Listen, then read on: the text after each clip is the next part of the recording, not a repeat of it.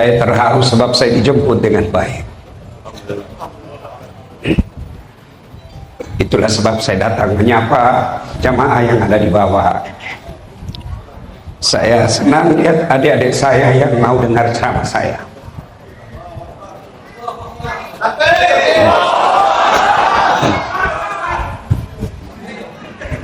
Masa saya kecil seperti yang saya jabat tangan saya datang. Saya tidur di masjid. Saya kalau Ramadan, sebab orang tua saya orang susah, 30 malam saya bermalam di masjid. Kalau masuk Ramadan, bertahun-tahun saya lakukan itu semenjak saya kecil sampai sekolah atas. Allah bagi saya balasan. Bukan saya hebat, bukan saya jago, tapi Allah angkat derajat saya. Tak pernah saya bayangkan saya boleh sampai disandarkan batu sapi ini, disambut dengan senang, semua orang gembira, mulai dari atok-atok sampai anak-anak.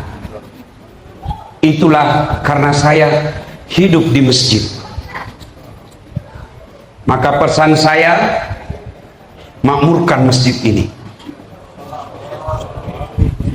Tidak ada kehinaan, tidak ada kesengsaraan, tidak ada kesusahan bagi orang yang memakmurkan masjid. Tuan-tuan yang punya anak cucu, bawa dia ke masjid. Tadi yang memandu kereta, saya bilang, jadi orang tua mesti kau ajar anakmu, bawa dia ke masjid. Kalau kau lahirkan dan kau tidak bina, tidak didik, apa bedamu sama kambing? Kalau kau tidak bina anakmu, apa bedamu sama sapi? Kau keluarkan saja, pergi kau. Itu sapi dan kambing. Manusia mesti dia bina anaknya, mau dia kawal anaknya, bawa dia ke masjid. Jangan kasih makan uang haram, tengokkan dia barang-barang baik, jangan kau perdengarkan sesuatu yang batil. Insya Allah anakmu akan mengangkat derajatmu.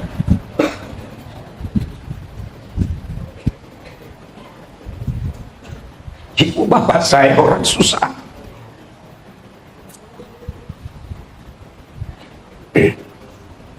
Saya lihat ibu saya bagi makan bapak saya nasi, yang dibagi berat garam, tidak ada ikan. Tapi bapak saya tidak pernah mengeluh dan tidak pernah ganggu orang. Tanahnya diambil oleh keluarga sendiri. Dia cakap, tak payah kau tidak akan mati, sembah Tuhanmu. Bapak saya marah kalau saya tidak sholat. Bapak saya pasti ngamuk kalau anaknya tidak sholat. Maka tuan-tuan, bila nak punya anak yang baik, ajak ke masjid. Selebihnya serahkan kepada Allah. Kalau kau bagi saja handphone, kau bagi saja duit, kau bagi saja baju, kau tidak ajar sholat, dia makin besar makin bikin susah kau. Kalau kau cuma bagi makan, tidak kau ajar agama, sampai dia punya bini sekalipun masih dia kasih susah kau. Tapi kalau kau hantar dia ke masjid, kau ajar dia ngaji, insya Allah dia angkat derajatnya. Kebiasaan bapak saya waktu saya kecil, dia perdengarkan saya ceramah. Apa dia bilang? Kau dengar ceramah, apa yang saya dapat, minimal saya tahu agama. Soal saya amalkan atau tidak, kita doa lagi. Tapi kalau anakmu tak pernah dengar dakwah, macam mana mau dia tahu agama? Coba anak-anak kita sekarang, dari kecil dia sudah pengen handphone. Apa dia tengok di handphone? Film-film porno. Apa dia tengok di handphone? TikTok yang merusak otaknya. Nasib baik kalau ceramah Dasat Latif dia tengok. Maka saya senang sekali melihat adik-adik saya tadi, mereka gembira menyambut untuk dengar dakwah. Saya pesan khusus kepada takbir masjid, bila ada anak-anak begaduh di masjid, jangan kau usir. Bersyukur kalau masih ada anak ribut di masjid, berarti insya Allah masih ada orang yang akan melanjutkan makmurkan masjid kita. Tuan-tuan yang saya hormati, wa qala idzan bismillahirrahmanirrahim, ya ayyuhalladzina amanu taqullaha haqqa tuqatih wa la tamutunna illa wa antum muslimun. Wahai orang-orang yang beriman, bertakwalah kalian kepada Allah dengan sebenar-benarnya takwa, dan jangan kamu mati kecuali dalam keadaan beragama Islam. Ayat ini Jumat-Jumat dibacakan khatib. Sejak 1400 tahun yang lalu, tiap Jumat ayat ini mesti dibaca. Kalau ada ayat yang selalu dibaca, pasti ayat itu penting. Saya nak tanya, masih ingat masa Covid 2020, 2021? Masih ingat Covid? Masih ingat? Ada anjuran yang selalu diumumkan. Apa itu? Ada yang ingat? Anjuran pengumuman yang mesti diumumkan di masjid, di sekolah, di office, di tempat-tempat awam, ada pengumuman. Apa itu? Guna masker. Iya kan? Kenapa guna masker? Masa itu penting guna masker, maka diumumkan pagi, tengah hari, petang, malam, pakai masker, pakai masker. Kenapa? Waktu itu masker penting. Sekarang masih ada pengumuman itu? Masih ada? Jawab dulu, masih ada? Kenapa? Tak penting lagi. Kalau ada yang guna masker sekarang, ada dua kemungkinan: sakit atau hidungnya pesek. Masker penting 2020, sekarang tak lagi. Kenapa? Sudah lepas, Covid sudah selesai. Tapi ayat ini sudah 1400 dibaca terus. Kenapa? Penting. Wahai orang-orang yang beriman, bertakwalah kalian kepada Allah dengan sebenar-benar takwa. Jangan takwa politik. Mana itu takwa politik? Bila nak diundi, bajunya macam Ustaz Dasad, pakai songkok, pakai gamis, muslim. Bila nak dicoblos, selain dicoblos, hilang lagi. Jangan Islam seperti itu. Takwa kau dengan baik, takwa kau dengan sebenar-benar takwa, dan janganlah kalian mati kecuali dalam keadaan beragama Islam. Ayat ini tak masuk akal kan? Jangan kamu mati, berarti mati kau yang ngatur. Hei, jangan kau mati ya, berarti mati mau-mau. Padahal mati, you mau atau tidak, tiba saatnya pasti mati. Ya kan? Orang kaya, orang miskin, raja-raja, rakyat biasa, datuk. Bukan saya bilang datuk, kurang ajar memang ini.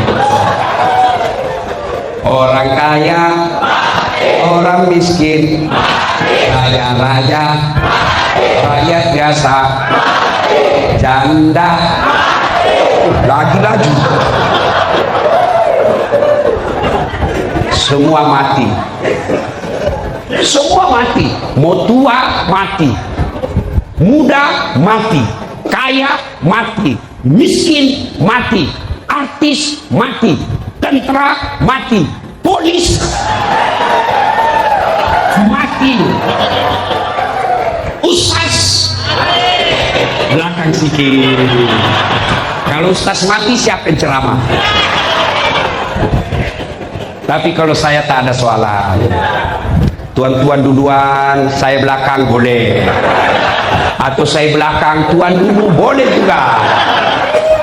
Berarti maknanya, tuan-tuan, bukan mati yang jadi masalah. Yang jadi masalah, bagaimana kau hadapi mati. Semua pasti mati. Maka mati bukan masalah, you mau atau tak pasti mati. Berarti yang jadi masalah illa wa antum muslimun, kecuali matimu dalam keadaan beragama Islam. Ini makna ayat ini. Sampai jam berapa nih?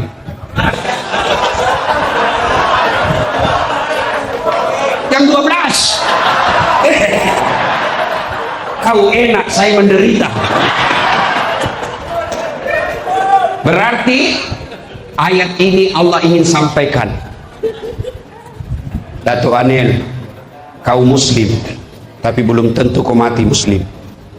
Dan saat kamu muslim tapi belum tentu kau bawa Islammu mati. Itu makna ayat ini. Banyak orang muslim matinya kafir.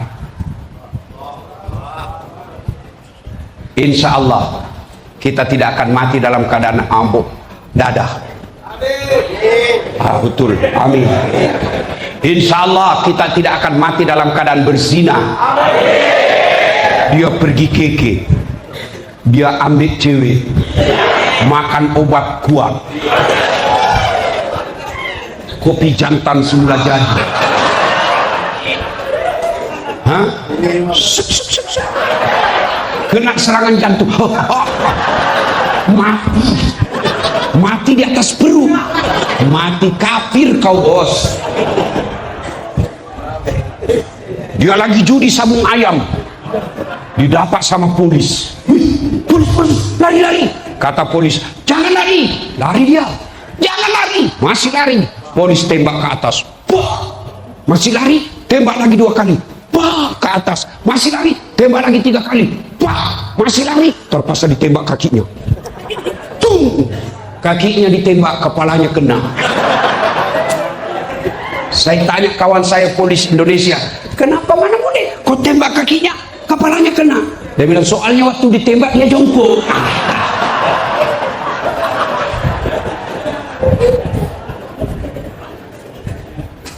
Insya Allah kita tidak akan mati dalam keadaan judi. Insya Allah kita tidak akan mati dalam berzina. Tapi yang boleh membuat kita mati kafir, hubbi aklil haram, suka makan barang haram. Apa itu? Menerima uang sogok, undi, dun.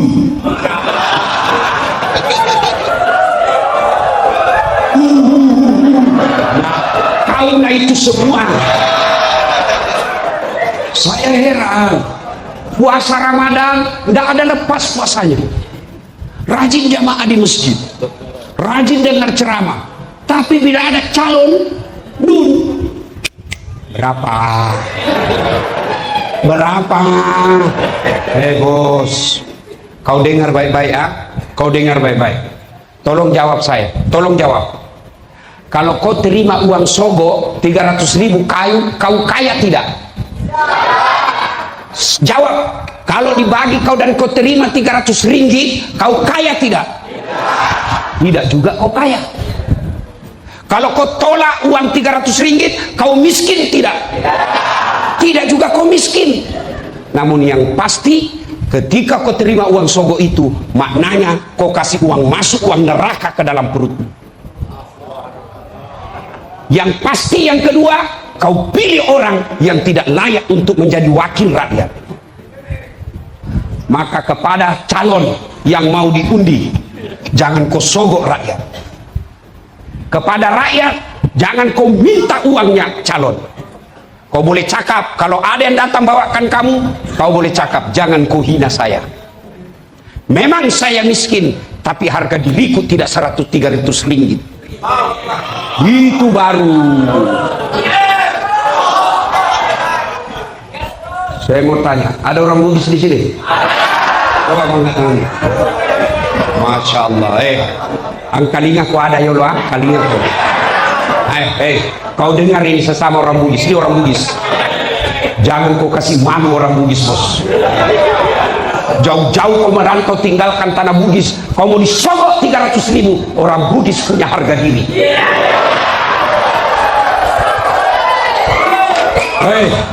Kau datang di tanahnya orang, kau datang merantau cari nafkah di negeri orang, jangan kau rusak negara orang dengan kau terima uang sogok.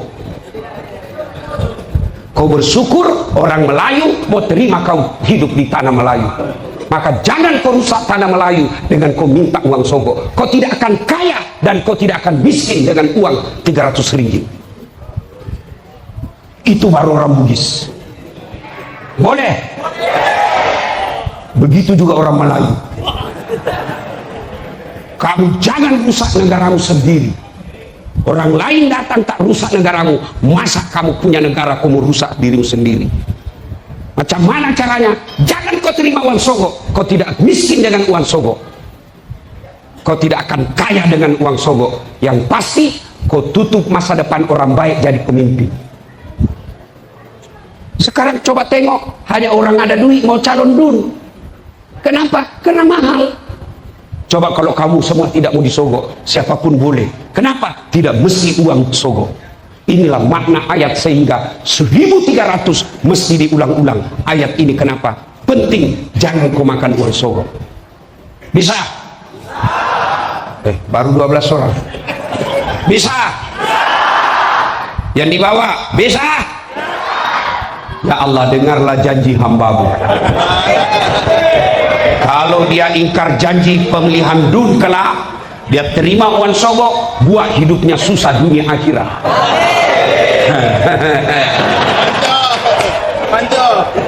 Sudah cukup ya.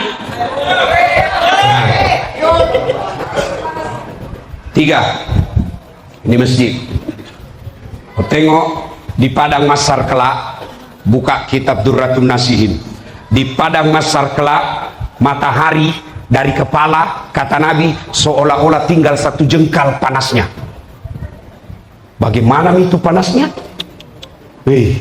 Sedangkan sekarang saja kau upacara bendera jam 9 banyak yang pingsan, padahal matahari masih jutaan kilometer sampai ke atas. Ini nanti matahari seolah-olah macam ini matahari. Banyak calon kau ya.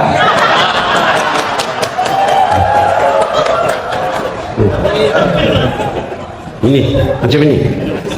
Oh, calon juga. Nah, macam ini ya. Anggaplah ini kepala, matahari, kata Nabi, seolah-olah tinggal 1 jengkal. Bagaimana tidak hangus? Tapi waktu itu, kata Nabi, bukan lagi yang menentukan, bukan duitmu, yang menentukan amalmu. Dan saat itu, dari Adam sampai kiamat, berapa triliun manusia bergabung di satu tempat, namanya padang mahsyar. Masa itu kata Nabi, ini mukamu seperti ini, tidak lagi. Boleh jadi makin handsome, boleh jadi makin hancur. Kau tengok ini mukanya dasar, pesek hitam kecil, tidak handsome memang, tidak. Kau bohong. Tapi baik juga, saya senang juga. Kalau kawan saya jumpa ya, teman waktu sekolah dasar, kau makin gagah. Saya bilang, saya tahu kau bohong, tapi tak apa, saya senang juga. Macam itu nanti saya akui saya tidak handsome bos, tapi saya penuh pesona. Mana buktinya? Mau kau semua foto sama saya toh? Tahu tikus? Tahu tikus? Balau. Tahu balau? Tikus. Tahu tikus? Balau. Tahu balau? Putar-putar sampai pagi lah itu nanti. Tikus, kau tengok itu tikus. Apa sifatnya tikus? Dia suka curi-curi makanan. Siapa tikus? Mereka pejabat-pejabat yang ambil uang negara.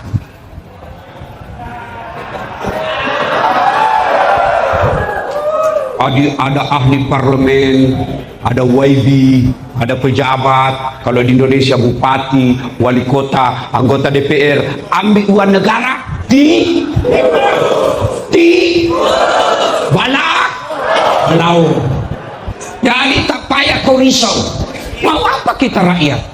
Tidak mungkin kita pergi tangkap mereka. Tidak mungkin juga kita lempar.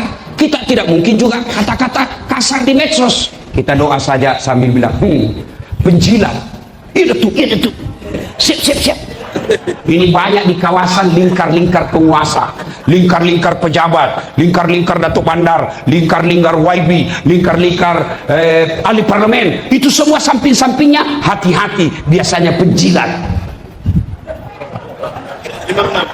Ngam-ngam kan?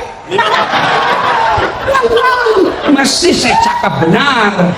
Sebab kenapa? Saya tengok di Indonesia banyak begitu. Sama juga. Sama-sama Indonesia, Malaysia sama-sama Melayu. Serumpun kan? Iyalah, jadi jangan kau marah. Ini karena saya cinta kepada jiran saya Malaysia. Aku pulang dari rantau, bertahun-tahun di negeri orang. Oh Malaysia.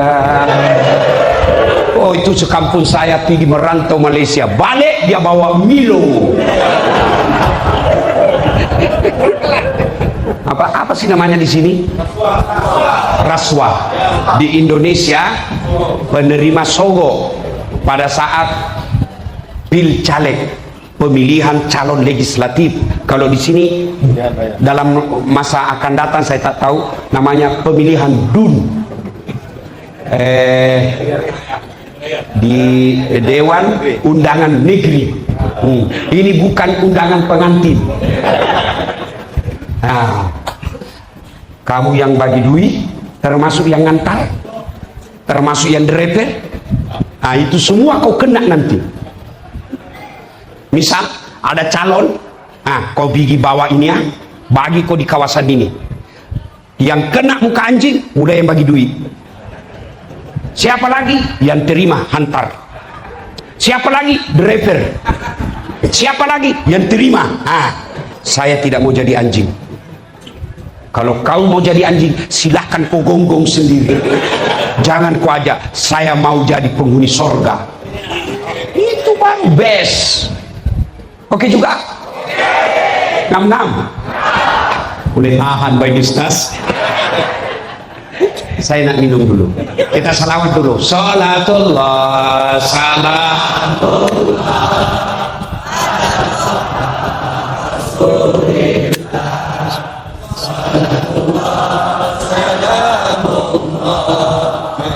Memang tidak semangat kau orang di sana salawat. Kalau di Indonesia, kencang, keras. Sini kayak lobet. Itu macam itu mau poligami. Coba kencang-kencang. Salatullah ala toha rasulillah. Salatullah.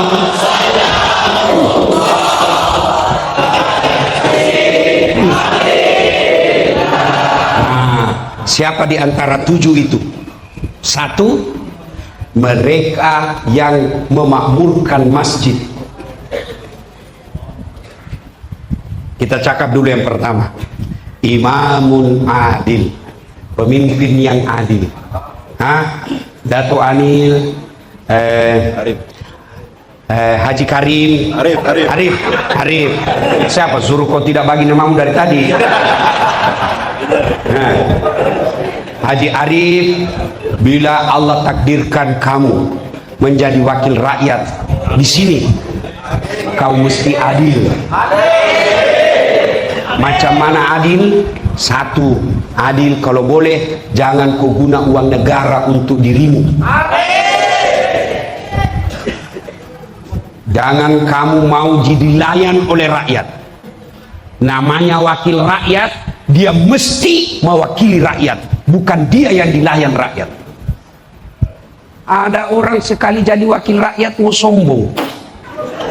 Nah, kau jadi wakil rakyat karena rakyat pilih kamu. Namanya wakil.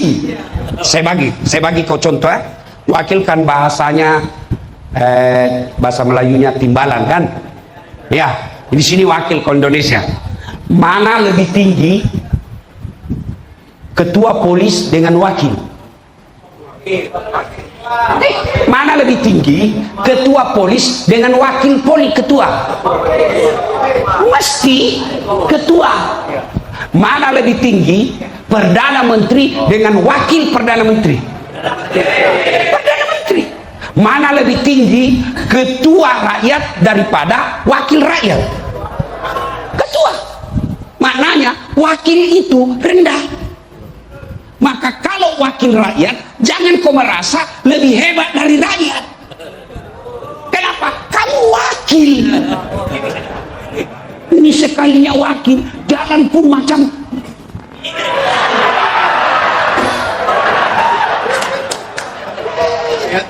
banyak itu. Kalau mau calon, baik betul. Iya. Sekali terpilih.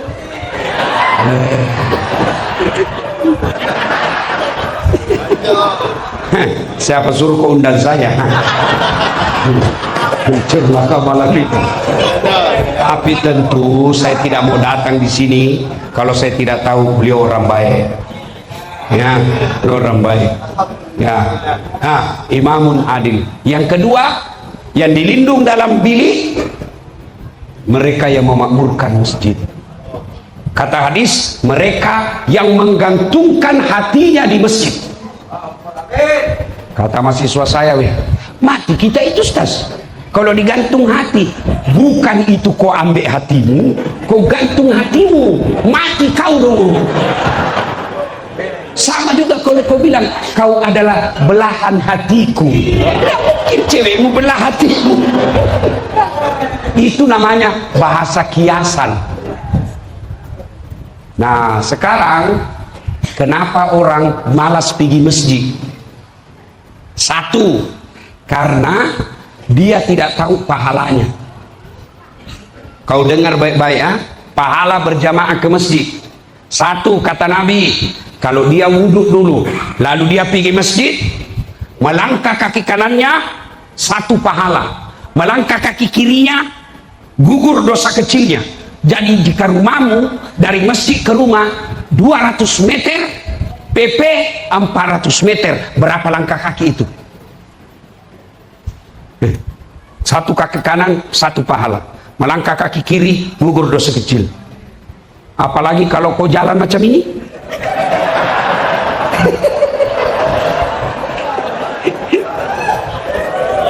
Ya, ya, ya, melangkah kanan satu pahala, melangkah kiri gugur dosa kecil. Dua, pahala berjamaah. Semua yang kau lewati itu nanti jadi saksi. Tembok, pagar, rumput, tanah, dinding, tegel masjid, karpet, semua jadi saksi. Dia berkata nanti di akhirat, ya Allah, jangan kau masukkan dia neraka, masukkan dia surga. Saya saksinya dia datang berjamaah di masjid. Itulah sebabnya Nabi anjurkan, kalau kau pergi masjid, limpas sana, pergi balik sana, supaya tambah banyak saksi. Jangan juga kau salah paham. Kau tinggal di Batu Sapi, mau pergi berjamaah, kau pergi KK dulu, kau pergi bandar dulu, baru balik. Selesai sudah orang sholat baru kau datang. Nah, itulah juga sebabnya Dato', orang kalau berjamaah dianjurkan kalau kau salat sunnah 2 rakaat pindah tempat. Pertama rakaat tahiyatul masjid, Allahu Akbar, di sini. Mau sambung lagi salat sunat qabliyah sebelum rawatib, qabliyah duhur misalnya, kau pindah lagi. Sudah itu pindah lagi, supaya apa? Tambah banyak saksimu di akhirat. 3, apalagi keutamaan datang berjamaah. Kalau bajunya basah karena hujan, atau bajunya kena debu, maka itu baju yang debu dan baju yang basah itu nanti akan menjadi seperti pelindung agar kau tidak disentuh api neraka. Cuma jangan juga kau salah paham. Sudah dengar begini, hujan, dia tunggu hujan keras, dia buka payungnya, itu asli beleng-beleng. Ya, apalagi keutamaan berjamaah. Ini yang paling populer. Lipat 27. Maknanya, satu kali kau sholat di masjid, 27 kali kau sholat di rumah, baru sama pahalamu. Apalagi keutamaan berjamaah di masjid. Di masjid, insya Allah lebih khusyuk. Kalau kau di rumah, kan bingung. Ini saya sudah tahayat atau belum? 3 atau 2? Sudah apa belum? Tapi kalau di masjid, tidak perlu risau. Kenapa? Ada imam. Apalagi keutamaan berjamaah di masjid. Di masjid ada doa bersama. Mungkin kita tidak tahu baca doa. Mungkin kita tahu banyak dosa. Tapi ada imam. Hafal Quran, alim ulama, mimpin doa. Dia yang berdoa. Satu masjid kena semua doa. Itulah sebabnya imam bila berdoa, bacalah doa yang orang tahu makna doa itu dan perdengarkan. Biasa juga ada doa kita tak tahu apa dia minta, kita di belakang amin saja. Amin, amin. Pangkalingai ki bosaga milau. Kasih dengar juga kita apa kau minta. Siapa tahu yang jadi imam anak bujang, dia minta, ya Allah bukakanlah pintu jodoh bagiku. Ya Allah bukakan jodoh bagi kami. Kata bapak di belakang, amin. Didengar bininya di atas, bininya cakap juga, amin.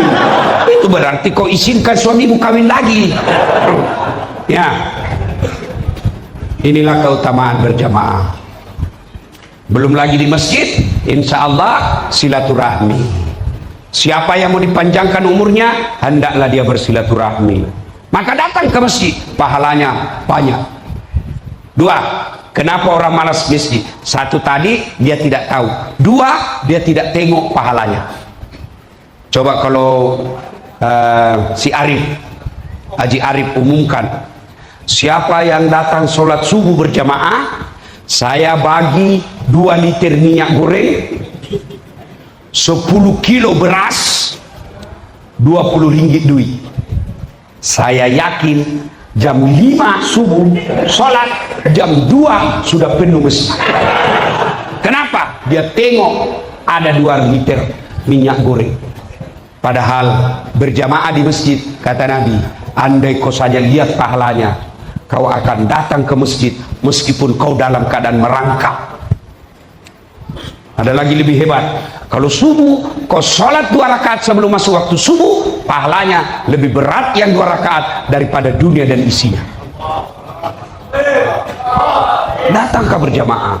3, keutamaan. Kenapa orang malas ke masjid? Manajemen masjid tidak bagus, pengelola masjid tidak baik. Macam mana orang mau pergi masjid?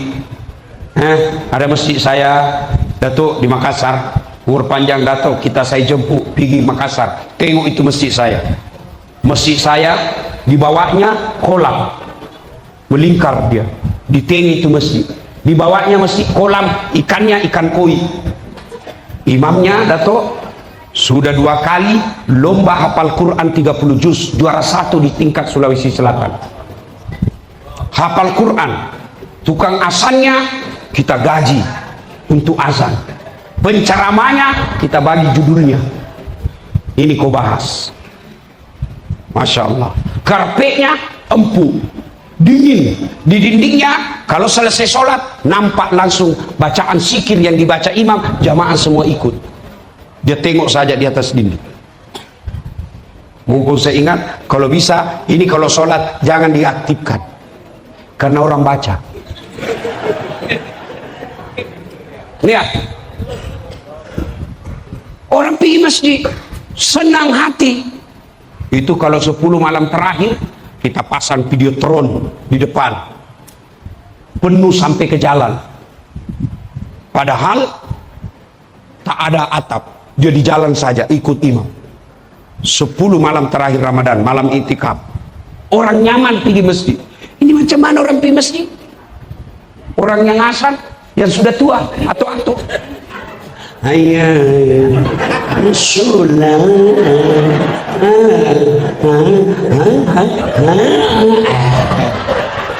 marah orang. itu lagi asal, itu lagi. Ada begitu di sini? Ya, kaulah anak muda. Kenapa orang tua pigasan? Karena kau anak muda yang baik, suaramu kau tidak datang. Ada di satu kawasan jam 10 pagi dia kunci semua pintu masjid. Pak Ustadz, dia kunci semua jam 10 pagi, dia azan, Allahu Akbar, Allahu Akbar. Satu kawasan, salah apa ini? Subuh bukan, duhur bukan. Gila ini Pak Ustadz di masjid. Datang itu berbondong-bondong orang datang marah-marah, mau dia hentikan, sudah dikunci. Berhenti, tidak bisa berhenti sendiri, dia dapat, dia tengok, selesai sholat dia buka. Ustadz, kau gila ya? Kenapa bilang gila? Andai saja kau bukan Ustadz, sudah ku lapor kau di polisi. Bikin gadau ini kawasan. Kenapa kau asal? Ini duhur bukan, asal bukan, subuh bukan, kau gila. Kenapa asal begini? Itulah saya heran. Saya azan subuh, Tuhan tidak datang. Saya azan asar, Tuhan pun tak datang. Sekali saya azan jam 10, baru Tuhan datang semua. Ini yang gila, saya atau kau? Tapi jangan kau praktek di sini aja. Jangan pula kau bilang Ustadz kasih contoh.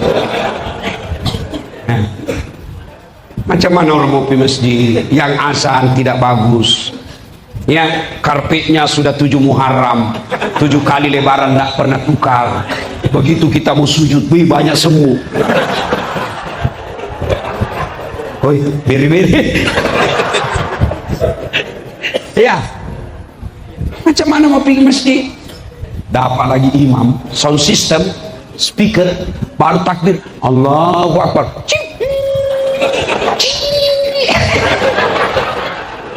Kita mau baiki, sudah takbir, masa kita tahan lah. Ya, ada lagi imam, dia balik-balik sunnah Nabi. Kata Nabi, kalau kau jadi imam, ringkaskan bacaanmu. Yang kedua, baca yang umumnya orang hafal.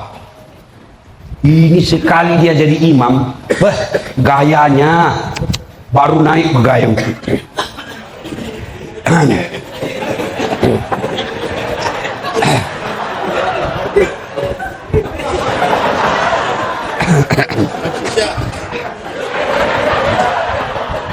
Apa macam? Lama sangat. Allahu Akbar. Ada juga takbir Allahu Akbar.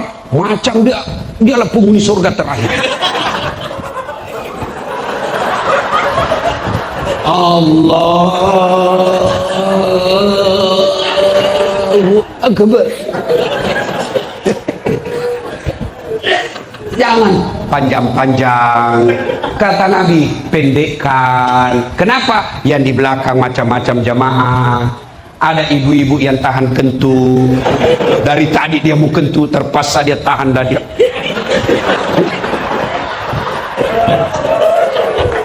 Ada pula mungkin anak-anak remaja yang dia lupa kunci motornya, melengket di situ besikal. Hilang sudah motor saya. Ada juga barangkali tuan-tuan bapak-bapak yang janji kawannya, dia mau janji tanda tangan, takut ditinggal, lama pula ini mah. Maka Nabi kata, pendekkan bacaan sholatmu. Yang kedua, kata Nabi, bacalah yang umumnya orang hafal. Ada juga imam, dia senang yang susah, dia saja hafal. Enggak, Nabi bilang, kalau perlu, kalau imam saya suruh kombinasi. Rakaat pertama, kau baca surah Quran besar. Rakaat kedua, kau baca surah Juz Amma, yang surah-surah pendek. Kau tengok, kalau orang baca Wadduha, kita ikut. Kenapa kita hafal?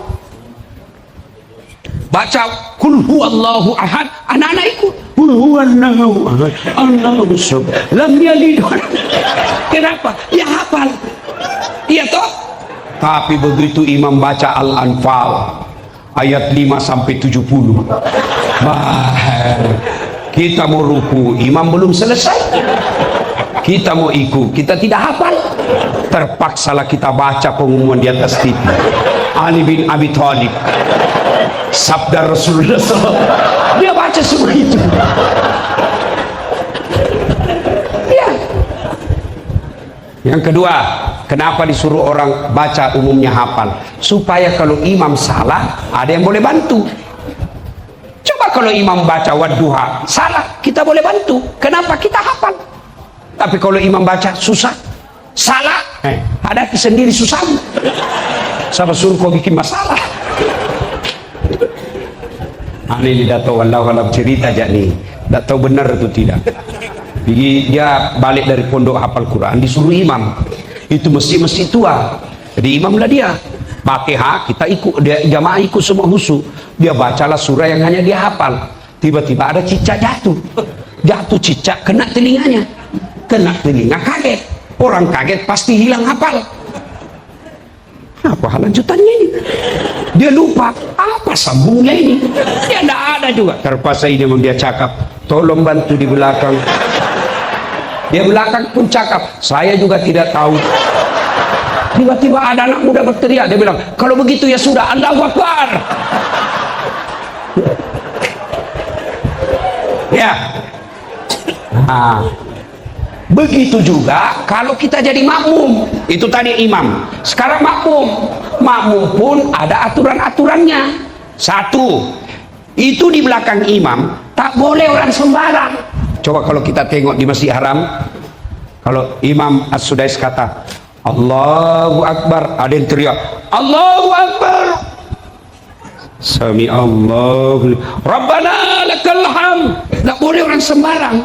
Dia mesti minimal bacanya sama hafalannya imam. Kalau dalam dunia politik, imam Datuk Bandar, ketua apa namanya, gubernur, apa di sini kalau gubernur, nah TYT, siapa ini? Ahli parlemen. Kalau salah imam, tegur, ingatkan dia punya program yang tidak menyokong rakyat, tegur, jangan itu, tak payah itu, ini yang lebih utama. Itu gunanya wakil rakyat. Tegur, ketika cara tegurnya bukan dihina. Coba kalau imam salah, enggak, salah ku imam, domo ini benar, salah, tidak. Tapi apa diucapkan? Subhanallah, adab. Tegur orang, jangan kau kasih malu. Tegur orang, jangan kau hina, tapi memuliakan dengan adab. Sudah, ya, makmum. Yang berikutnya, disunnahkan oleh Nabi kau pakai parfum, minyak wangi, meskipun palsu, pakai guna. Kenapa? Jangan sampai bau badanmu mengganggu orang. Saya sering dapat itu. Kita sudah, dia datang belakang, dalam saya sudah tahu ini orang, mati lagi saya ini. Terpaksa.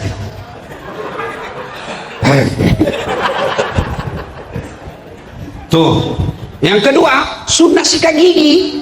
Kenapa? Supaya bau mulutmu tidak ganggu orang. Ada juga itu makmum macam dialah paling soleh dalam masjid.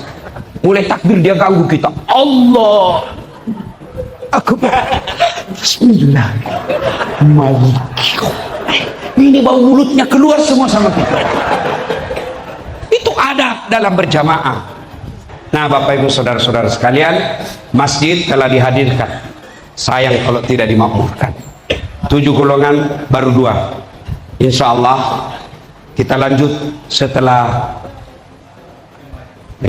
apa lagi itu, undi. Kalau Dr. Anil naik, Haji Arif naik lagi, dengan izin Allah barulah kita datang lagi buat pengajian. Insya Allah. Itulah saja tausiah saya, nak berlama-lama tapi waktu yang membatasi kita. Jumpa lagi di lain masa.